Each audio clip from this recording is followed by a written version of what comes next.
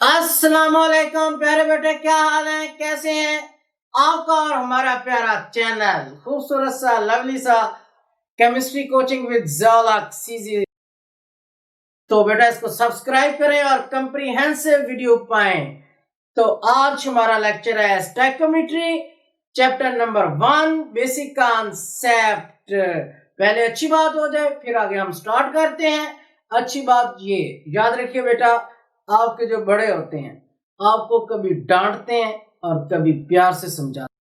दोनों में एलिमेंट जो कॉमन होता है, यकसा होता है, वो समझाना होता है, बच्चे को आगे बढ़ाना होता है। एज ए बड़ा मैं आपको बताता हूं कि जब मैं बच्चे को डांटता हूं तो उस वक्त समझाना होता है, और जब कभी प्यार से बात करते हैं तो पोलाइटली तो उस वक्त भी समझाना होता है। कॉमन पॉइंट समझाकर बच्चे को आगे बढ़ाना है। और बच्चा बाज़ औक़ात उसे जब सख्ती में थोड़ा सा स्ट्रिक्ट में समझा रहे होते हैं वो नेगेटिव ले जाता है, और जब प्यार में समझा रहे होते हैं वो अच्छे तरीके से एक्सेप्ट कर लेता है। तो याद रखें, जब आपके जहन में ये पॉइंट हो कि ये हमारे लिए सिंसियरिटी मतलब अच्छा सोचते हैं, अच्छा बढ़ाने के लिए आगे हमें डांटते हैं या प्यार से बात करते हैं, तो कभी भी आप उनके मुतल्लिक गलत फहमी मिसअंडरस्टैंडिंग नहीं लेंगे और बेहतर तौर पर रवैया अपना पा लेंगे। तो ये आपकी अच्छी बात थी।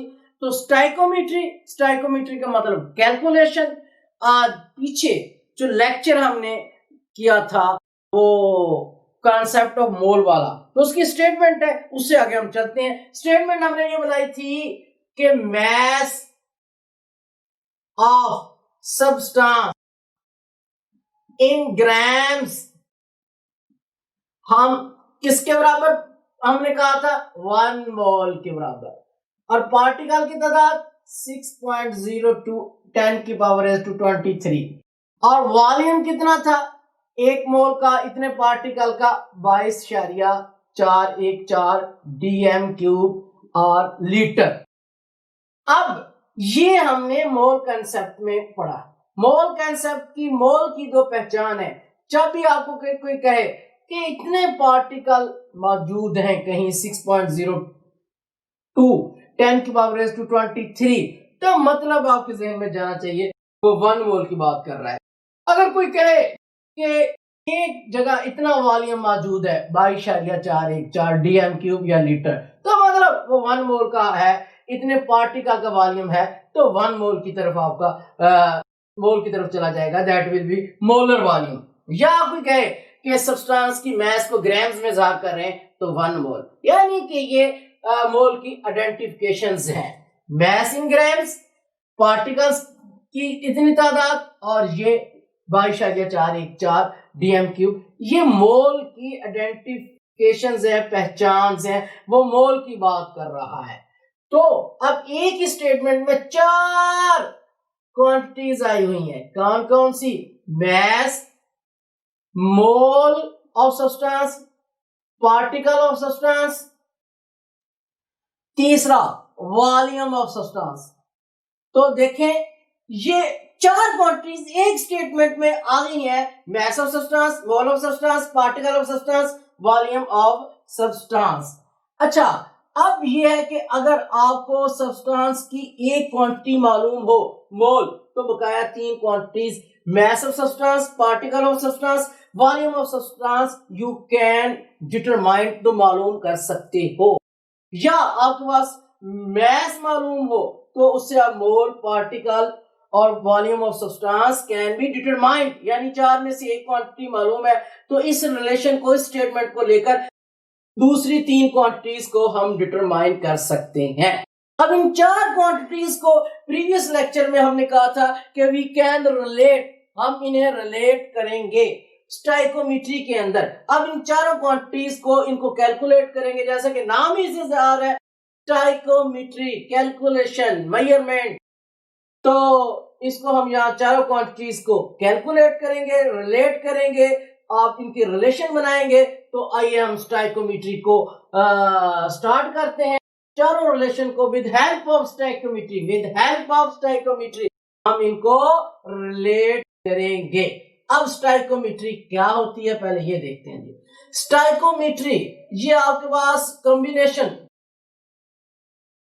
ऑफ ग्रीक वर्ड्स, ये ग्रीक वर्ड्स का एक कॉम्बिनेशन है, दो वर्ड्स का। इसमें स्टाइको मीन्स का इसका मतलब होता है एलिमेंट। स्टाइको का मतलब होता है एलिमेंट, और मीट्रॉन जो जिससे म्यूट्री निकला, इसका मतलब होता है मेजरमेंट। तो स्टाइकोमेट्री का मतलब हो गया मेजरमेंट ऑफ एलिमेंट को कैलकुलेट करना, एलिमेंट के अमाउंट को डिटरमिन करना, ये स्टाइकोमेट्री है। तो दो ग्रीक वर्ड्स का ये कॉम्बिनेशन है। स्टाइको मीन्स एलिमेंट और मीट्रो मीन मेजरमेंट, यानी कि मजमूई तौर पर इसका मतलब हो गया मेजरमेंट ऑफ एलिमेंट। जैसे मैं एक रिएक्शन लिखता हूं, सी कार्बन ऑक्सीजन से रिएक्ट करके कार्बन डाइऑक्साइड बनाती है। अच्छा, अब आपके पास ये कार्बन ने कितनी अमाउंट में ऑक्सीजन में कितनी अमाउंट के साथ रिएक्ट करके कितनी अमाउंट में प्रोडक्ट बनाई है कार्बन डाइऑक्साइड। अब इसकी जो कैलकुलेशन है, इसकी जो डिटर्मिनेशन है, वो स्टाइकोमेट्री है। वो क्या है? स्टाइकोमेट्री। तो दूसरे लफ्जों में कह लें कि आपकी आमदन और खर्च का मवाजना, मेजरमेंट, वो जो है वो स्टाइकोमेट्री होती है, घर की होती है। कि आज पापा को दिहाड़ी टाइट लगी है तो वो बड़ी बड़ी बढ़िया अशिया लेकर आती हैं, ठीक है। तो उस दिन स्टाइकोमेट्री रोज में होती है। और जिस दिन मतलब कम चीजें लेकर आते हैं, टेंशन में है, इसका मतलब वो दिन स्टाइकोमेट्री लोज होती है। मेजरमेंट्स कैलकुलेशन लो है, चीजें कम लेकर आए, आपकी रिक्वायरमेंट पूरी नहीं कर रहे। तो घर की स्टाइकोमेट्री और होती है, केमिस्ट्री की स्टाइकोमेट्री और है। तो यहां पर ये कैलकुलेशंस करेगी, ठीक है जी। अब जरा गौर करें, जो आपके पास रिएक्ट करेंगे एलिमेंट, एक दूसरे से रिएक्ट करते हैं, उनको हम कहते हैं रिएक्टेंट, ठीक है। और आगे ये तीर का निशान बैलेंस इक्वेशन के लिए इस्तेमाल होता है। इसकी एक साइड पर रिएक्टेंट जो रिएक्ट कर रहे होते हैं, दूसरी साइड पर राइट साइड पर जो रिएक्टेंट रिएक्ट करके कंपाउंड देते हैं, that will be called product, वो प्रोडक्ट कहलाते हैं। तो बैलेंस केमिकल इक्वेशन कैसे ली जाती है? लेफ्ट साइड पर रिएक्टेंट जो रिएक्ट करते हैं, एरो का निशान जाहिर करता है कि वो जो कंपाउंड बनाएंगे, दैट विल बी प्रोडक्ट। अब जो स्टाइकोमेट्री है, ये इस रिएक्शन बैलेंस केमिकल इक्वेशन के अंदर क्वांटिटेटिव रिलेशन बनाएगी, क्वांटिटेटिव रिलेशन देगी, इनकी मेजरमेंट्स देगी। तो ये आपके पास कहलाएगी स्टाइकोमेट्री। तो इसकी डेफिनेशन हम ये करते हैं, the branch of chemistry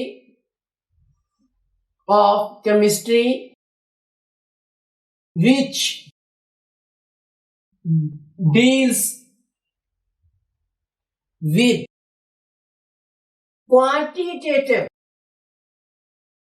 relationship between reactants and products in balanced chemical equation। के बैलेंस केमिकल इक्वेशन जो आपके पास मुश्तमिल होती है रिएक्टेंट, एरोकंशन और प्रोडक्ट। ये ब्रांच ऑफ केमिस्ट्री जो है रिएक्टेंट और प्रोडक्ट के दरमियान क्वांटिटेटिव रिलेशन देगी, मिकदारी रिलेशन देगी कि कितनी तादाद में एक रिएक्टेंट ने दूसरे रिएक्टेंट से रिएक्ट करके कितनी तादाद में, कितनी अमाउंट में प्रोडक्ट बनाया है। ये दोनों के दरमियान आपको मुवाजना देगी। अब मुनाफे में है, घाटे में है। जैसे घर की अगर आमदन और खर्च बराबर है तो हैंड्स टू माउथ काम चल रहा है। अगर खर्च ज्यादा हो जाए, आमदन कम हो जाए तो घाटा आ जाता है। स्टाइकोमेट्री घाटे में है घर की। अगर खर्च कम है, आमदन ज्यादा है, इसका मतलब है घर की स्टाइकोमेट्री अच्छी है, मुनाफा है, सेविंग हो रही है। ये घर की स्टाइकोमेट्री थी। तो अब यहां पर ये आपको रिएक्टेंट और प्रोडक्ट की मेजरमेंट बताएगी कि कितनी तादाद में रिएक्टेंट ने रिएक्ट करके कितनी तादाद में प्रोडक्ट दिए है। लेकिन ये बैलेंस केमिकल इक्वेशन के अंदर ब्रांच ऑफ केमिस्ट्री जो रिएक्टेंट और प्रोडक्ट के दरमियान क्वांटिटेटिव रिलेशनशिप देती है बैलेंस केमिकल इक्वेशन में, इसको हम कहते हैं स्टाइकोमेट्री। अच्छा, ये स्टाइकोमेट्री जो है ये आपके पास एप्लीकेशन होती है दो लॉ की। स्टाइकोमेट्री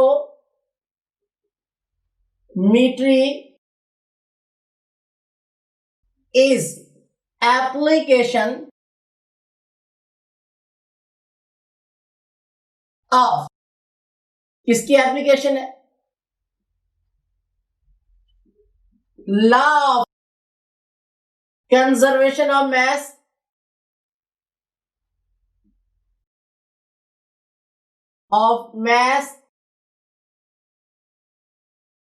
दूसरा law of definite proportions.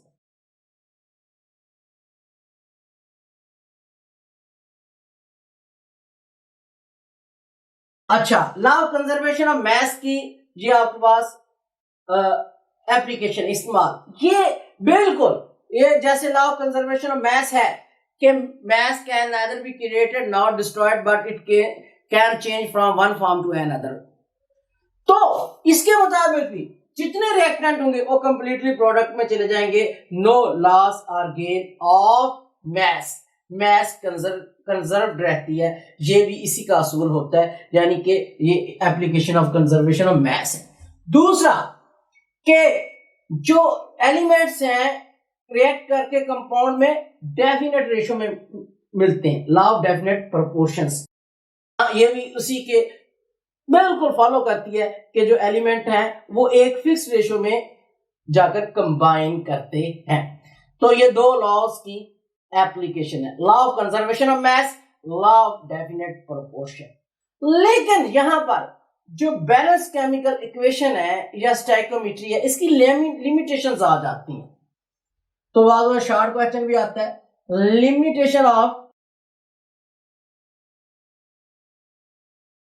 Balanced chemical equation के बैलेंस केमिकल इक्वेशन की क्या लिमिटेशंस है। अच्छा जी, पहली लिमिटेशन जो बैलेंस केमिकल इक्वेशन की है कि ये तो हमने व्हाइट बोर्ड पर, कागज पर, पेपर पर जस्ट रिएक्शन लिखा है, लेकिन ये नहीं हमें बता सकती, it does not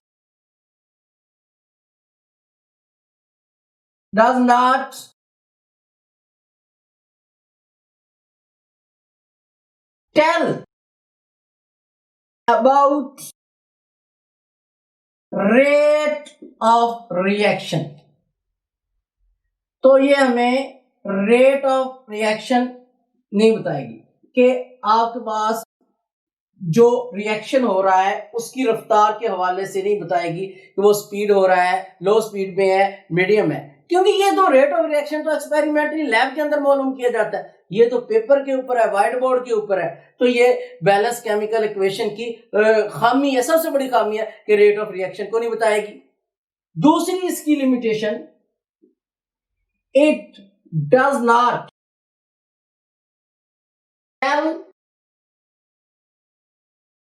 about conditions of reaction, के रिएक्शन किन कंडीशंस के अंदर मूव कर रहा है।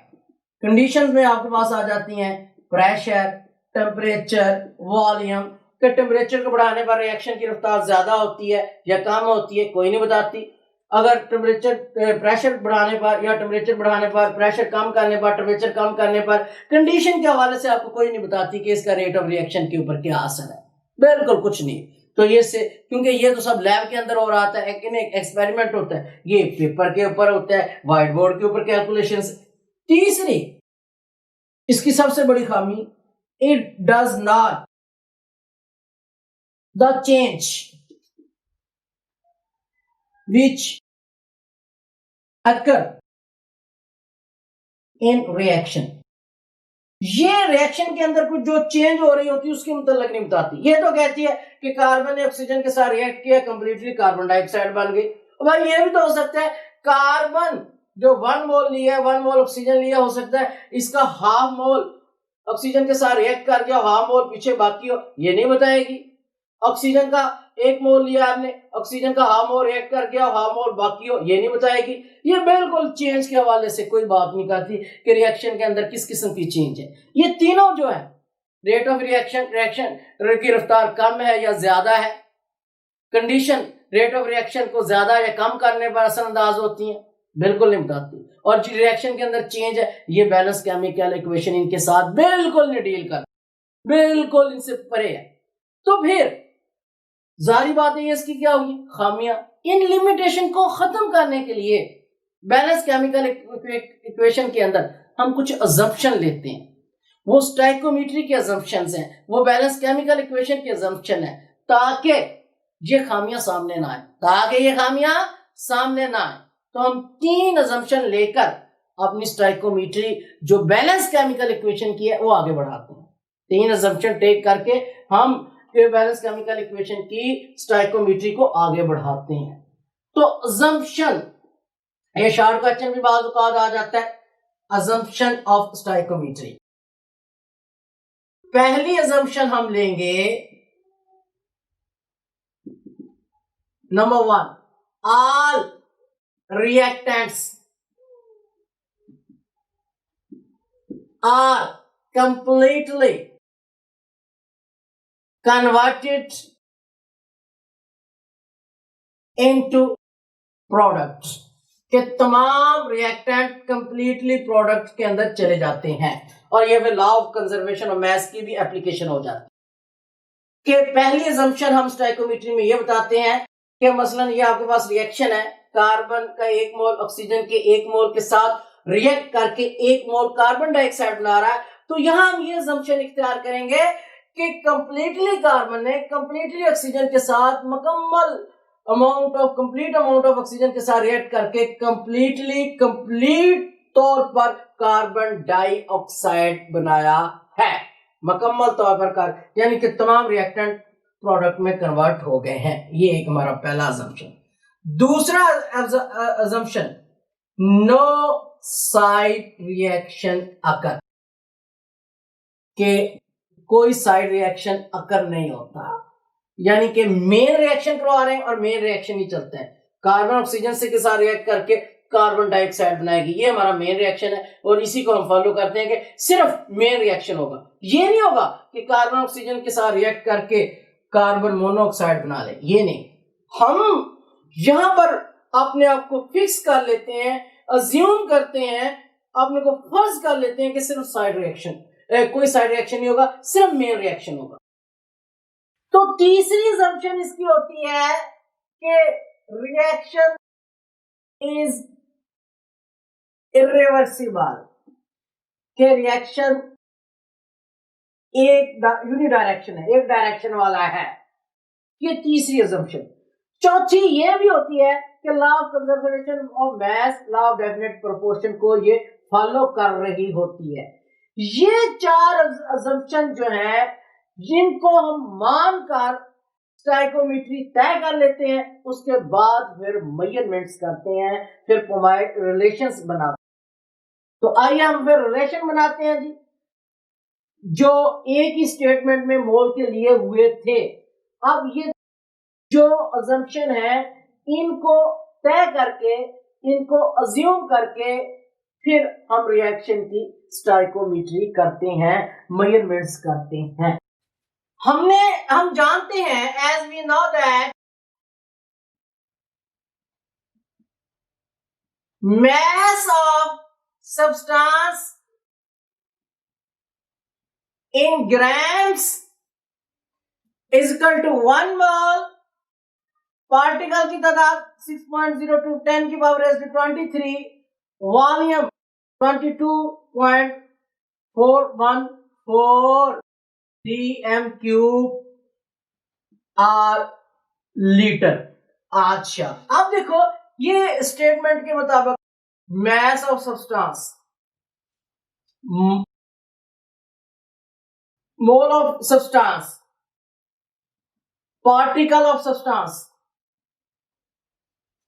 और वॉल्यूम ऑफ सब्सटेंस, एक ही स्टेटमेंट में चारों रिलेशन एक ही स्टेटमेंट में आपके पास इकट्ठे मौजूद हैं।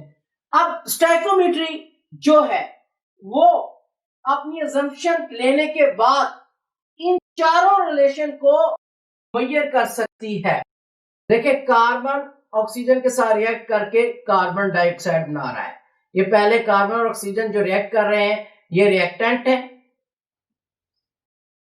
और जो आपके पास प्रोडक्ट आपके पास कंपाउंड नया बना है ये आपके पास क्या है, प्रोडक्ट।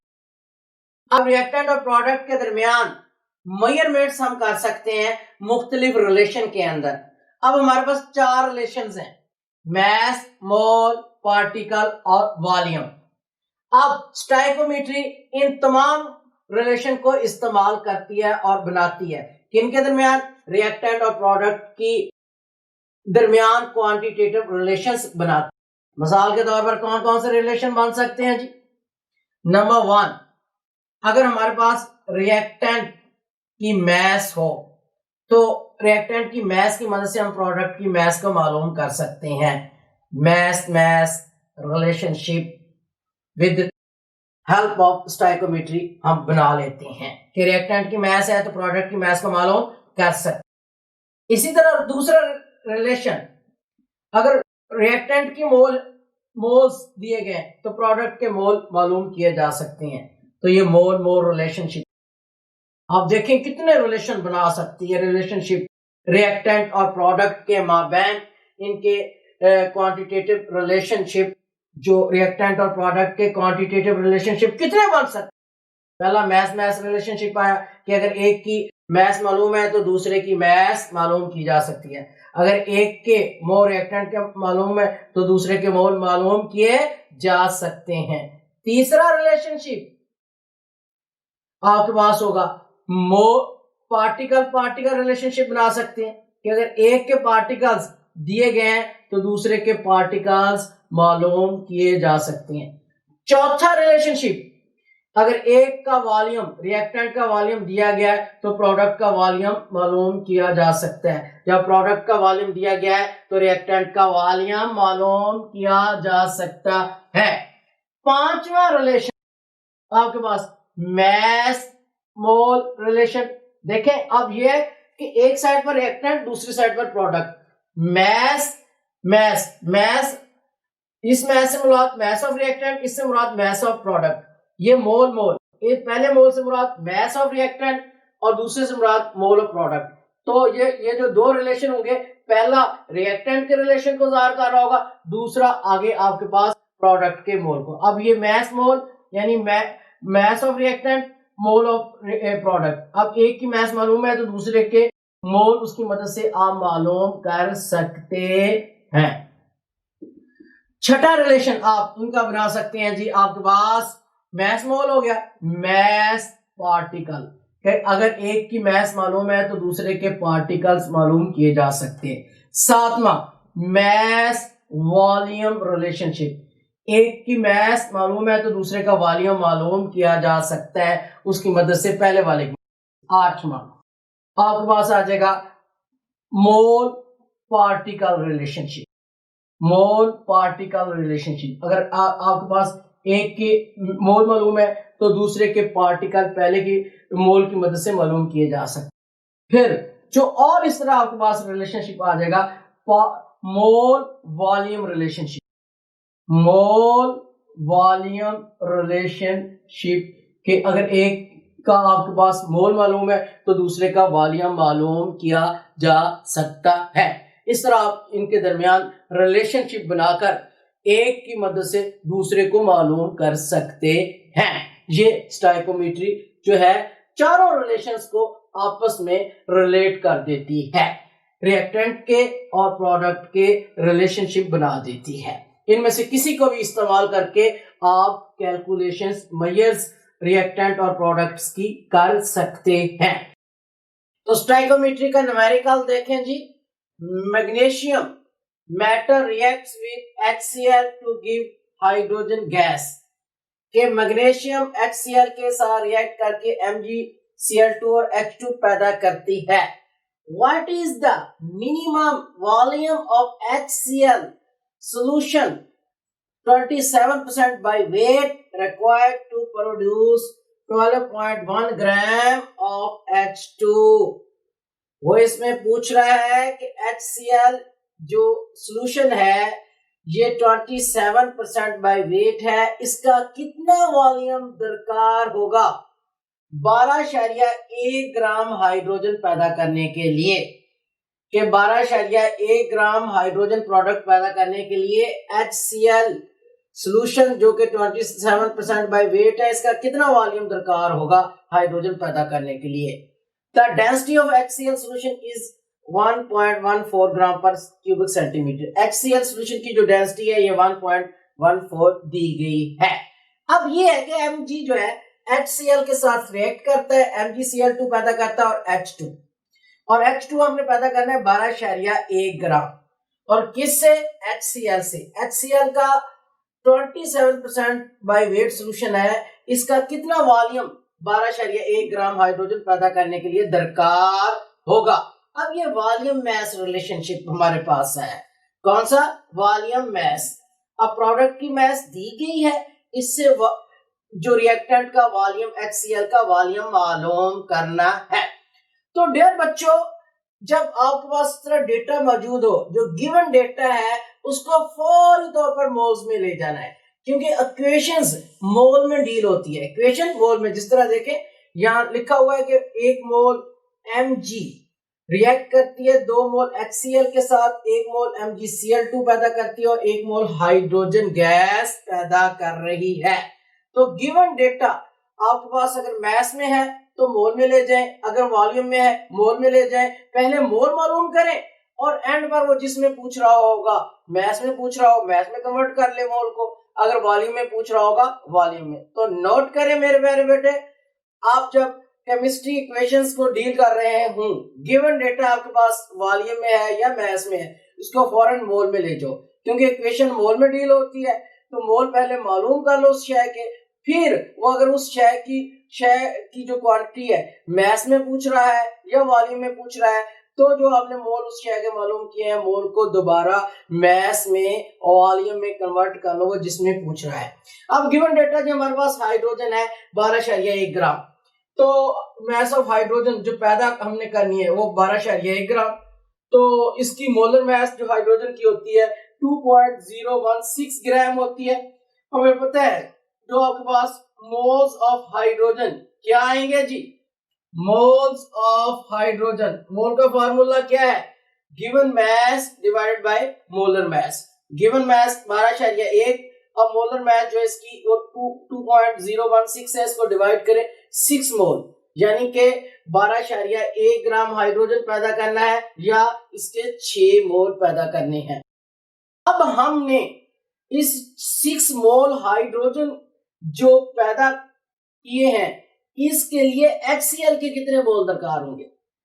6 मोल हाइड्रोजन को 6 मोल हाइड्रोजन को पैदा करने के लिए HCl के कितने मोल दरकार होंगे, ये मालूम करने, इनका कंपैरिजन करते हैं।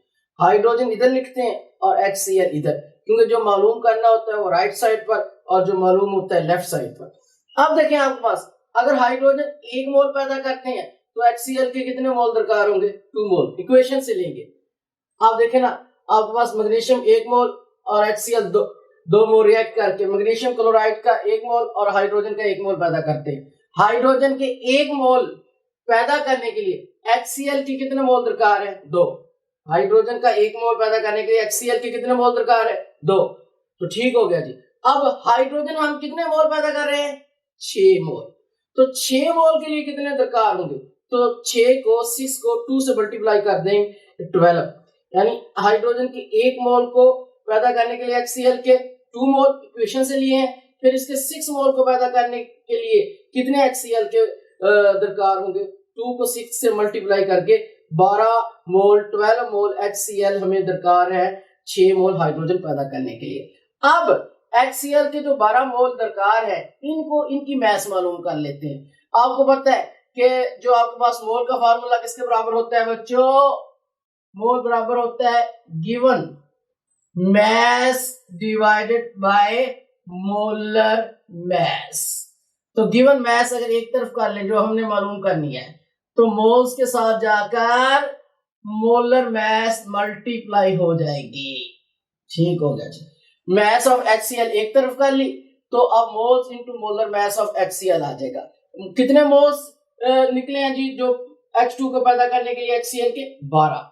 अब 12 के साथ इसकी HCl की मोलर मैस 36.5 होती है, क्लोरीन की 30.5, H की 1, तो जमा करें 36.5, इसको इससे मल्टीप्लाई करें 438 ग्राम HCl दरकार है, 438 ग्राम HCl दरकार है 12.1 ग्राम HCl को पैदा करने के लिए। ये HCl की मैस आ गई, लेकिन हमने सोल्यूशन के लिहाज से बताना है। किसके लिहाज से?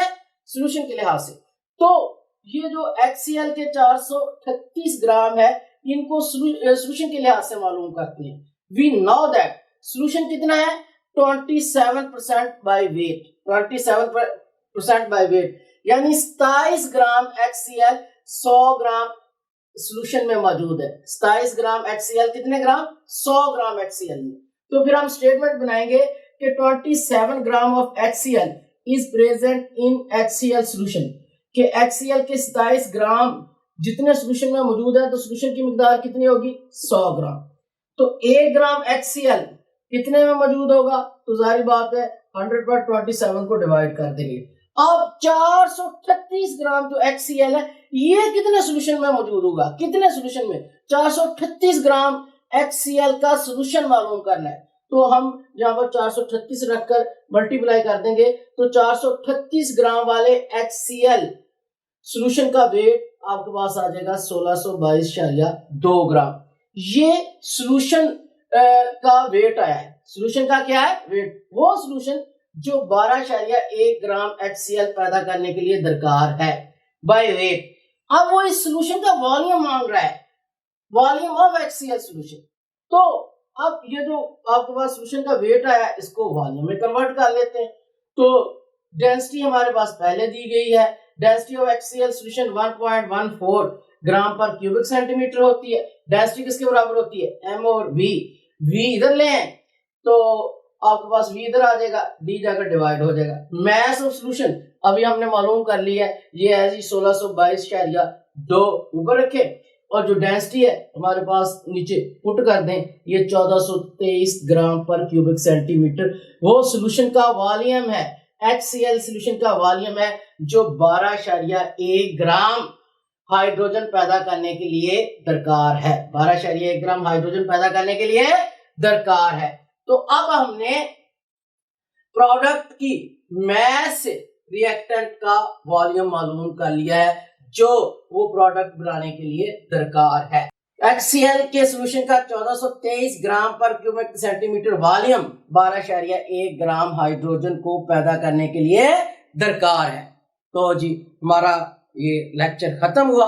एक इसकी आपको असाइनमेंट दे दी जाएगी स्टाइकोमेट्री की, न्यूमेरिकल की, उसे घर बैठकर हल करें। तो अब जो स्टाइकोमेट्रिक है इसकी कैलकुलेशन लिमिटिंग रिएक्टेंट में भी होगी, और जगह जगह आप जहाँ इक्वेशंस करेंगे या केमिस्ट्री को डील करेंगे, ये मैस मोर रिलेशनशिप, मोर रिलेशनशिप, ये कितने सारे रिलेशनशिप हमने पढ़े हैं।